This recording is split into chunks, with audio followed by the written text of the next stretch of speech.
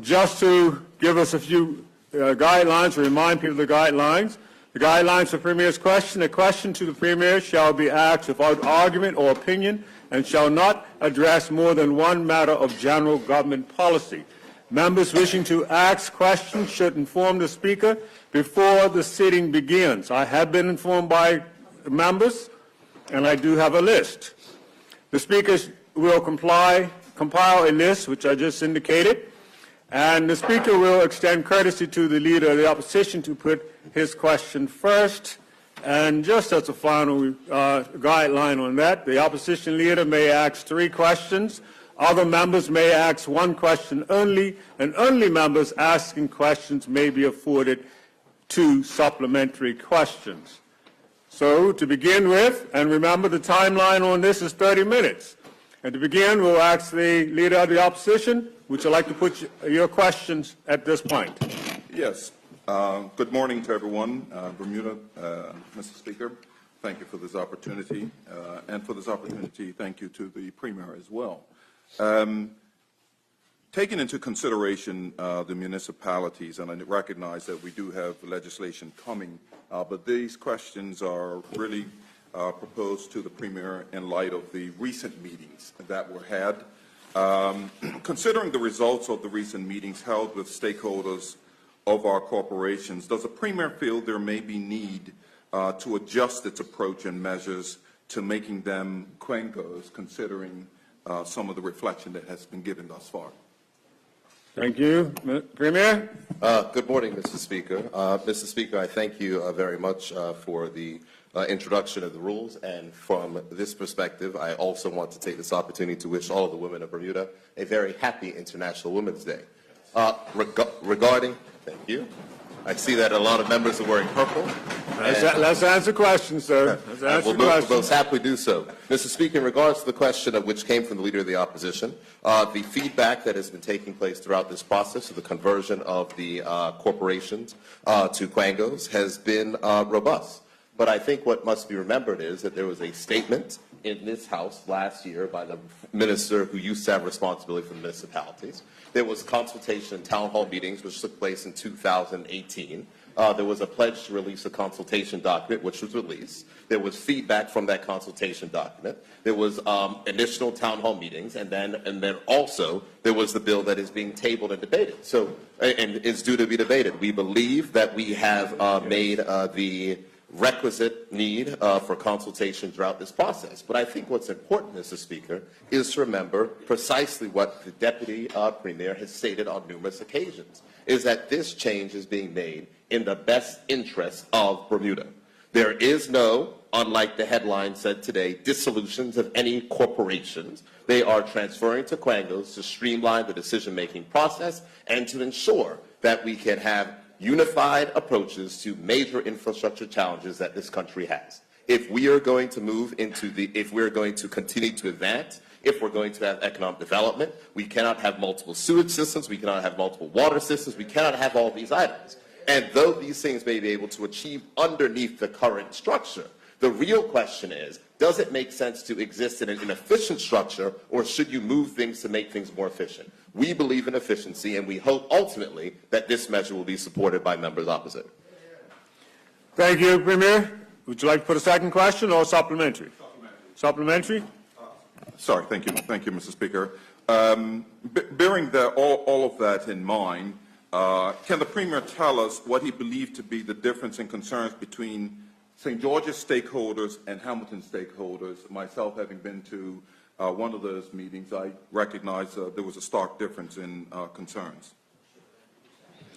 Premier? I thank the honourable member for his question. I did not attend the St. George's Town Hall, and I have not been apprised of the full issues regarding the consultation. But on a broad level, the fact is that the two corporations are two different corporations. The corporation of St. George's is a largely residential place, whereas the city of Hamilton has far less residential persons and more commercial ratepayers. So from that perspective and for that particular structure, I would say that there are differences in the concerns from the particular bodies based upon the fact that there are two different corporations. But what's most important to recognize is Though there are two corporations, Mr. Speaker, there is one Municipalities Act. And in that one Municipalities Act, the changes which are being made are to make sure that we can effectively advance the interests of the municipalities in the most effective measure possible. We are not dissolving any corporations. We are not causing a dissolution. What we are doing is we are changing it to a model which we believe can make sure that the items which need to be done in the national interest can be promoted in a lot more efficient fashion. Thank you. Second question or supplementary? Supplementary. I appreciate the Premier's short speech on that. I'm quite surprised that he's not aware of, in totality, the concerns with St. George's, knowing that that was pretty much one of the first meetings that was had. So hopefully he will become apprised of the concerns that they had. I heard them clearly. So taking that into consideration, knowing the stark differences between the two responses of the corporations, how will this one piece of legislation then take into consideration those differences, considering that they are quite drastically different? Thank you. Premier? Thank you, Mr. Speaker. Mr. Speaker, the legislation before us is the amendments to the Municipalities Act. The question was asked regarding the feedback from the individual corporations. I told the Honorable Opposition Leader that I did not attend the meetings.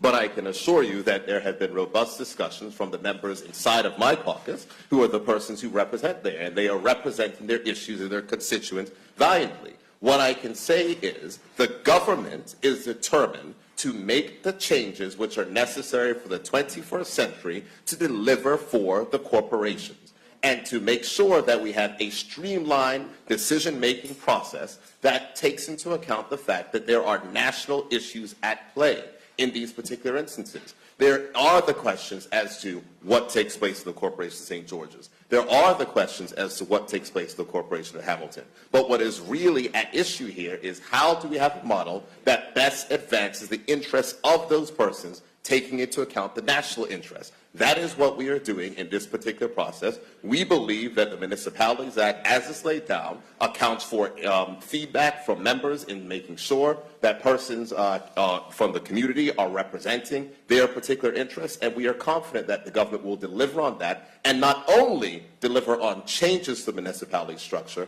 but also ensure that it works better for the residents that are there. That is the objective. This is about making sure that we can deliver better for them, and that is what the government will be judged on. Thank you. Would you like to put your second question now? Thank you, Mr. Speaker. Thank you, Premier. Yes, second question. Considering that we just recently had on, I believe it was Monday, a demonstration, and part of that demonstration had to do with the recent conviction of a pedophile. What was the main message and concerns that, was it Friday? Sorry, thank you for the correction, Friday. What was the main concerns that the demonstrators had? Thank you. Premier? Mr. Speaker, I believe that that might be a matter of the public record. I think that Ms. Wanae Crockwell led it, was speaking about the issues in their view of the inadequacy of sentencing and other particular items. So I think that is a matter for the public record. Supplementary? Yes, thank you, Mr. Speaker. Bearing that in mind, then, has any discussions been had since the demonstration or any thoughts further to the next steps concerning those grave concerns that they had? Premier? Thank you very much, Mr. Speaker. Mr. Speaker, as a number of my caucus colleagues, and I think even a few members from the opposition went to greet the persons who were gathered at Parliament 1 week ago. During those conversations, and I think I made a statement, or I told persons precisely the issue, and I said that she would be meeting with the Attorney General. I can confirm that she did meet with the Attorney General this week, and there is a follow-up meeting that is scheduled on that particular matter with the group of persons, so the Attorney General can further hear the concerns and have any consideration for any additional changes. However, Mr. Speaker, I have to make it clear at this point in time. This government is the first government that has issued public notifications for the release of sex offenders when they're released from prison. This Continue government on. has already delivered, following the Joint Select Committee's report and recommendation, a register of sex offenders. The government has made changes to the treatment that happens, mandatory treatment inside of prisons, and also mandatory monitoring for persons who are newly convicted. So, and these are the things of which I expressed to Ms. Winnie Crockwell, some of those things that she was not aware of. It's important, but this is an important part of our democracy. But it is important to remember and to understand that we have made upgrades to the regime following the feedback which came from the Joint Select Committee, which was impaneled by this House, Mr. Speaker, and those changes have been made, and those changes will be in effect going forward. That is something that we've done. We can work collaboratively on these issues. I think in this entire House, we can agree that our children and our citizens of this country should be protected. Supplementary or new question? No. New question. Okay, she's the last question, your third question. Thank you very much. Yeah, thank you, Mr. Speaker. Bearing that in mind, and in the light of the last vein of questions just being asked, I'm just curious to get an update from the Premier as to why were the children involved with the latest investigation into abuse within the Child and Family Services Department not interviewed? Premier? Thank you, Mr. Speaker. I appreciate the question from the Honorable Opposition Leader, but as the Honorable Opposition Leader would be a former Premier, and he would note that issues that deal with matters of discipline inside the public service are not within the boundaries of the political representatives here, and those matters are handled exclusively by the established public service under Public Service Commission regulations. Thank you. Supplementary? Yes, supplementary. Is the Premier aware of any other organizations that may be investigating or questioning the children that were involved in this particular situation? Premier? Is the question, am I aware of anything else that's going on? Just restate your question. Sure. Is the Premier aware of any other organizations, departments, corporations or the likes? Is he aware of anyone else or institutions that are investigating or questioning the kids involved in this particular abuse situation? Premier? Mr. Speaker, at this time, I am not aware. However, I undertake to ask the Attorney General, who has responsibility for Department of Child and Family Services, and revert to the Minister. I think that on this one, we do not have to particularly play politics. We want to make sure that our children are protected and our children have the best standards of care, and I'm happy to work with the Opposition Leader to get whatever information that he requires. I may also suggest that this may be something that our newly impaneled oversight committees may have a chance to take a look at, because I think that it's important that what we have in the structures of government, we are making sure that things are held accountable and that we're doing things in the best interest of the citizens of whom we aim to protect. Thank you. That brings you close. Well, supplementary, okay. Supplementary. I appreciate the Premier's answer. In the light of what he just said, playing politics, certainly I'm not playing any politics with this. This is a serious situation, as we read in the newspaper on a regular basis now. That Put a question to him. Yeah, I just want to get a commitment from the Premier that he will make this a priority to address the issue, because I'm concerned that there may be other cases coming forward. Thank you. Premier? Mr. Speaker, what I can say is that it is without question a priority for this government. I will ask the Honorable Attorney General to have a conversation with the Opposition Leader so he can be fully apprised of the status. As I said, this is not something that needs to have a political divide. I think all of us here are united in what is in the best interest of the children of whom we serve, and I don't want it to become a political back and forth because it's a very serious issue. So I'm happy to extend bipartisan cooperation and communication on that, as I think it is particularly important, Mr. Speaker. Thank you. That brings a close to the Opposition Leader's 3 questions. The next member who has a question would be the member from constituency 10. Member Dunkley. Thank you, Mr. Speaker. Good morning to you, colleagues, and to those listening today. Question to the Honorable Premier. Last year, the Honorable Premier made a number of announcements in regarding MOUs that this government had in connection with FinTech. So the question to the Honorable Premier, can the Honorable Premier please update on the deliverables committed in these MOUs signed last year by Binance, Medici Ventures, and Shift? Thank you. Premier. Thank you, Mr. Speaker. Regarding the issue of the company Binance, it is well known as part of the public record that Binance came to Bermuda with the intention of setting up their global compliance operations. But one of the things they could not get was banking services. So they went to jurisdictions that can provide them banking services. Since this government has been able to deliver on banking services, now we have since been in contact with the principals of Binance, and they have re-engaged with their legal counsel here and are moving forward with the application process throughout the Bermuda Monetary Authority. So that's the first issue when it comes to Binance. On the issue of Medici Ventures, conversations are ongoing with Medici Ventures in regarding what operations they will be looking to set up here in Bermuda. Specifically, I had conversations with Dr. Patrick Byrne, who is the CEO. Of course, he's well known to Bermuda as his brother used to be the chairman of the Board of Education of Bermuda, and those conversations are advancing. I think the other one that you asked, sorry, you named three.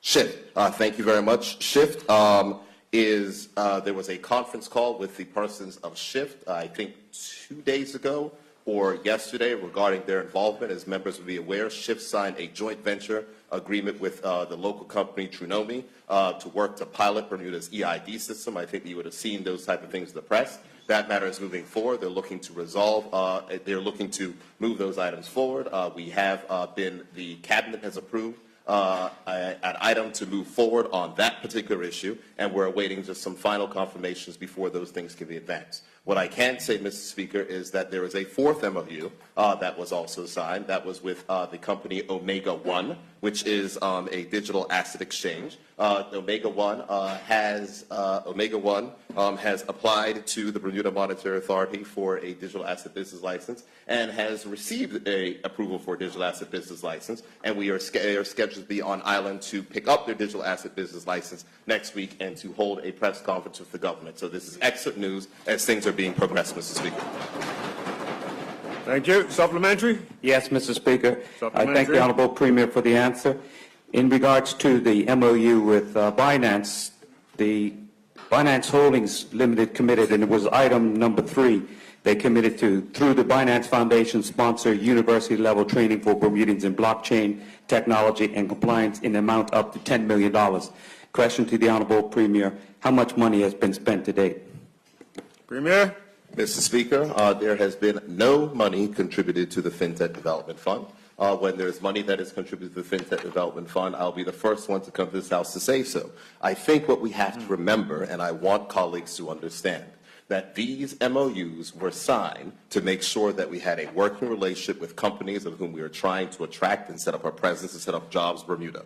When building a new industry, there are challenges. In this particular instance, the challenge is the issue of banking. It is something that the government is working assiduously on to fix. We are making progress in that particular area. As I have told the honorable member, we are still in constant communication, not only myself personally with the head as the minister responsible for economic development, in touch with the leadership of Binance. They are still committed to doing items in Bermuda once the banking issues are sorted. They are in touch with the new banks of which we have bank relations with, and we are hopeful that those matters will advance. I told the honorable member that those items are moving, and we look forward to progress in those sense. And I would expect and hope that the honorable member opposite will support these items as much as he wants to challenge them.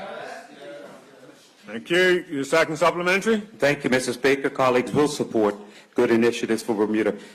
Put your question. The Honorable Premier referred to the FinTech Development Fund, which is not mentioned in item number 3 of the doables by Binance Holding. So I asked the second supplementary to the Honorable Premier. Item number 4 says that Binance Labs will make up to $5 million available for investments in new Bermuda-based blockchain companies. Is that going to go through the FinTech Development Fund as well, or has that started to happen today? Premier? Mr. Speaker, I do not believe that those are items that are slated to go through the FinTech Development Fund. I think the FinTech Development Fund is very clear.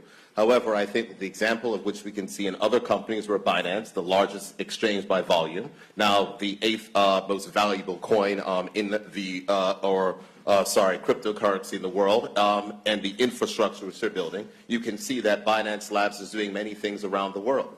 They are doing things in places of where they can get a banking relationship, Mr. Speaker. That was our challenge. It is unfortunate that that was a challenge, and it is unfortunate that Bermuda lost out on the opportunity at the early stages because our local banks were unwilling to come to the table to support this level of economic development. The government, through revisions to laws, through hard work, specifically of the persons in the FinTech business unit and Major Wayne Smith, have secured banking relationships that we're continuing to work on, which will aid in the development of this industry. That is something that other countries had, that Bermuda did not. It is a shame, it is unfortunate, but we are not going to cry over spilled milk. We are going to make sure that this works.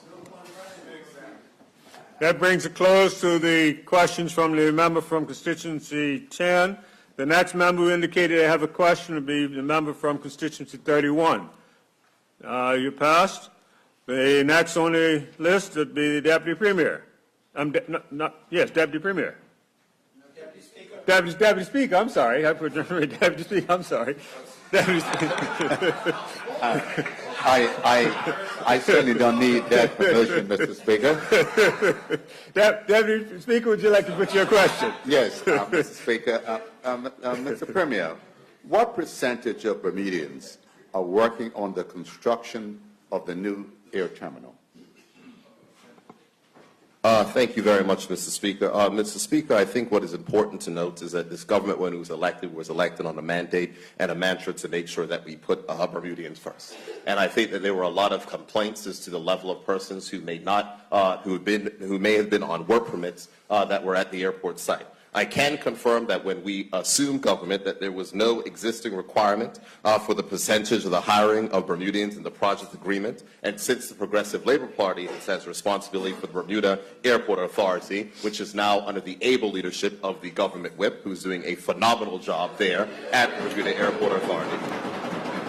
There is now an existing policy that requires Skyport to commit to having a workforce made up of no less than 65% Bermudians and provide opportunity and employment to all Bermudians. And this is what's important.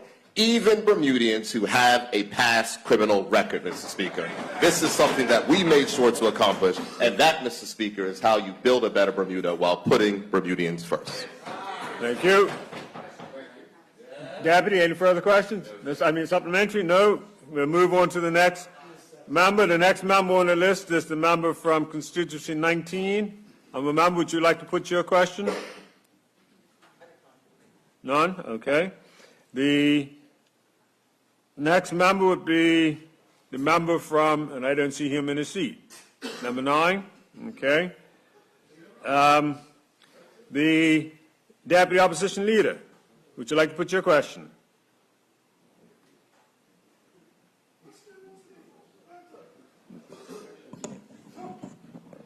No? Decline? Okay. The next member on the list would be the honourable member from constituency number 11. Would you like to put your question?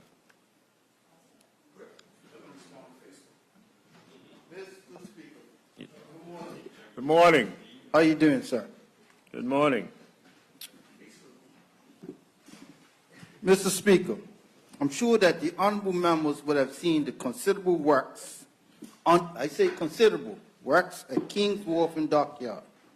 Can the Premier confirm that Bermudian engineers are managing that project and is largely on schedule and completion this spring before cruise ship season starts?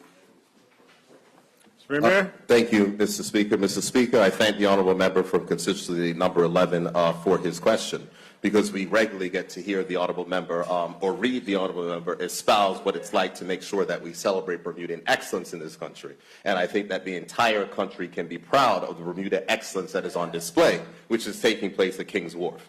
The honourable member is correct that there is significant progress that is taking place at King's Wharf. It is progressing well, and it is a source of considerable pride, not only to the Minister of Public Works, but to this entire government, that the project is being led by Bermudian engineer Carmen Trott, and she is ably assisted by 2 other Bermudian engineers, including Austin Kenny and Tavia Butterfield, on site. While weather will always play an important role in the factor of delivery of such projects, We are very optimistic that the work will be completed in time for this spring and the full swing of the current cruise ship season, Mr. Speaker. Would you like to put a supplementary? Thank you, Mr. Speaker. Thank you. The next member who has a question for you this morning, Premier, is the member from constituency 22. The honourable member, would you like to put your question? Thank you, Mr. Speaker. As the House is aware, former Minister Michael Weeks commenced an investigation at DCFS with a report that was due at the end of October of 2018. Has this report been provided to the Premier, and has the Premier seen the report? Premier? Reports do not come on these particular instances to political officers. They are handled inside of the public service. So the answer to your question is no. Supplementary? Supplementary. Is the Premier aware who it is at the Department of Internal Audit who is now carrying out the investigation at DCFS? Premier? My assumption would be it would be the head of the Department of Internal Audit. I believe the public officer's name is Ms. Roseanne Foy. If it is not specifically her, I will get the specific information for the honourable member. Okay. Second supplementary? Second supplementary and final. Yes. Given the allegations that the complainants at DCFS were not interviewed as part of the report, would the Premier now support a call for an independent lawyer or judge to be appointed to handle this inquiry properly? Premier? Mr. Speaker, I'm happy to take that particular item under advisement. I'm not prepared at this point in time to make any such commitment on the floor. As I spoke to the honourable opposition leader, I will have him have a meeting with the Attorney General on this particular issue. As I said, this is something that I believe that we can work together on, and I believe that as this government has supported the additional oversight powers of this Parliament, I think it's something that is ideal for the oversight power the committees to look at. I think that maybe the way that our oversight committees are structured may be broadened so that they can look at particular issues such as this, so that honourable members and backbenchers can be involved in these particular issues and handle them. I think that we have adequate energy inside of this House to look at those particular matters, and I think that we can all work together in a collaborative fashion to make sure that the interests of our children and the interests of our citizens who we are there to serve are best protected. Thank you. That brings us close to your questions, member. The next member who has indicated to have a question for you, Premier, is the member from constituency 20. Member, would you like to put your question? Good morning, Mr. Speaker, and good morning, Premier. My question is around a gazetted PADI request that has been published between a contract that was made between the Department of Communication and Inter-Island Communications. I would like to know what the total contract was for the 2018-2019 relationship with Inter-Island Communication. The PADI request only is showing a published itemized list of services, but I'd like to know what the total amount was for that. Premier? Mr. Speaker, I knew that standing orders are not going to require me to answer a question that requires me to go with full research on such a matter, so I can certainly undertake specifically to get that particular answer back to the person. What I would say, however, is that the honourable member, sorry, Mr. Speaker, the honourable member is incorrect. It is not a PATI request. It is part of a PATI disclosure. So there was no request. Contracts that exceed a value of, I think it's either $50,000, have to be gazetted. And so all things are done in a regular fashion and order. And I would also like to remind members that the Public Access to Information Act was the idea of a former Progressive Labour Party premier. It was put into place under the former government and is continuing to provide this type of disclosure. I happen to believe, Mr. Speaker, that disclosure is healthy, and we will continue to make those disclosures to be held accountable for our particular actions. But what I can say, Mr. Speaker, is a fee-for-service contract, which was approved and blessed by the Office of Project Management and Procurement, and I'll be very happy to get the honourable member the specifics of which she's requesting, and in her supplementary, if she can be very specific, I'll make sure to get those particular answers to her. Thank you. Supplementary, or you're fine?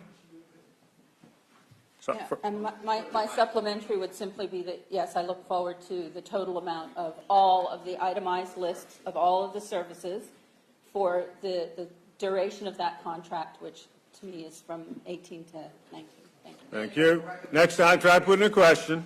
The next member, Premier, who has a question for you is the member from constituency 8. Honourable member, would you like to put your question? Thank you, Mr. Speaker. Mr. Premier, the 2018 budget, it was indicated that the civil service would get a salary increase of 2.5% retroactive to April 1, 2017. In this year's budget, we say that and I quote, operating expenses, including operating expenses, is a 2% salary increase award to some public officers. My question is, can you differentiate why you have said some public officers will get 2% increase while others get 2.5 retroactively from last year? Thank you. Premier? Mr. Speaker, I'm a little bit confused by the question. I know that negotiations are taking place between the unions. I know that there was a mandate that was laid down by the cabinet for a 2% increase. I'm not certain off the top of my head which unions have accepted that. I know for certain that Bermuda Public Services Union has done so.